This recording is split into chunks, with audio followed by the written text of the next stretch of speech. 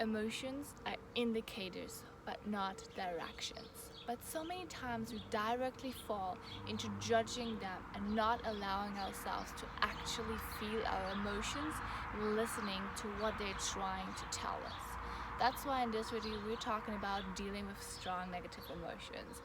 Hey Lovebug, I'm Vivi. Welcome to Adventure World. My channel is all about guiding you to an exceptional relationship with yourself, with your partner, and just live a more beautiful life due to emotional intelligence. So if this is something that you want to improve in your life, consider subscribing and hit the little notification bell to get notified whenever I release a new video. So how do we start dealing with strong negative emotions?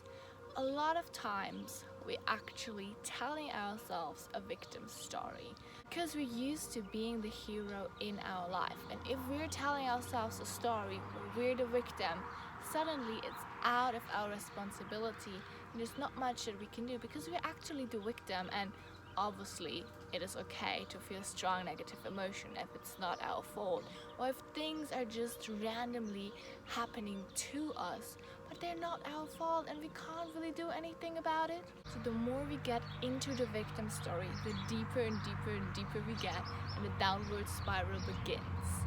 So getting out of our victim story and asking ourselves, well, is this actually true? It's really easy when we tell the story to our phone as if we were telling the story to our friend, and then re-listening to the story that we're telling ourselves. And then most of the time we find out, well, some of these things I'm actually exaggerating, or it actually sounds kind of silly what we're talking there anyway. So why are we doing that to ourselves? Why do we believe the stories that we have in our head? Why do we intensify negative emotions due to the victim story?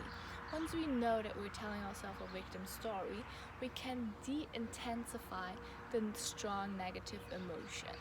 And ask yourself, what is actually going on here? Why are you feeling these emotions? And how can you rewrite the story?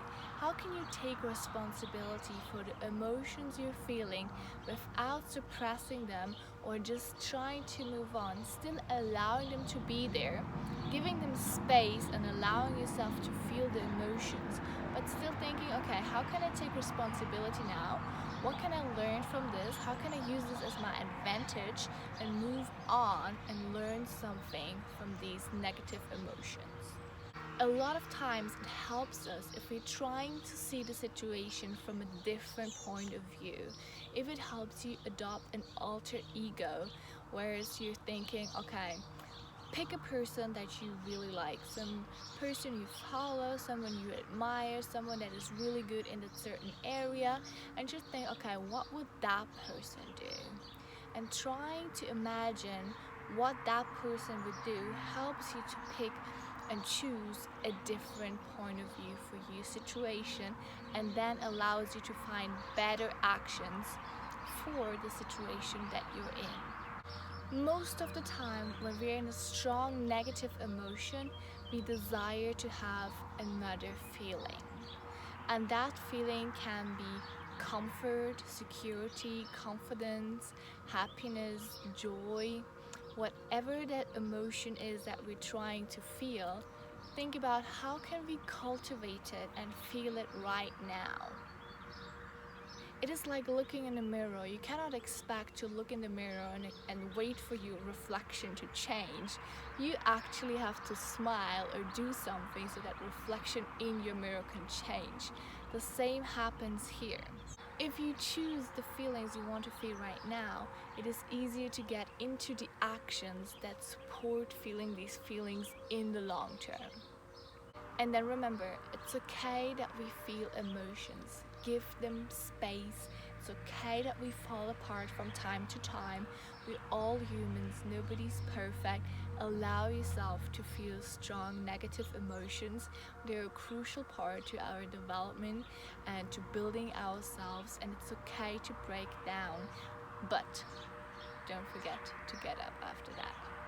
Get stronger, learn your lesson, and keep going.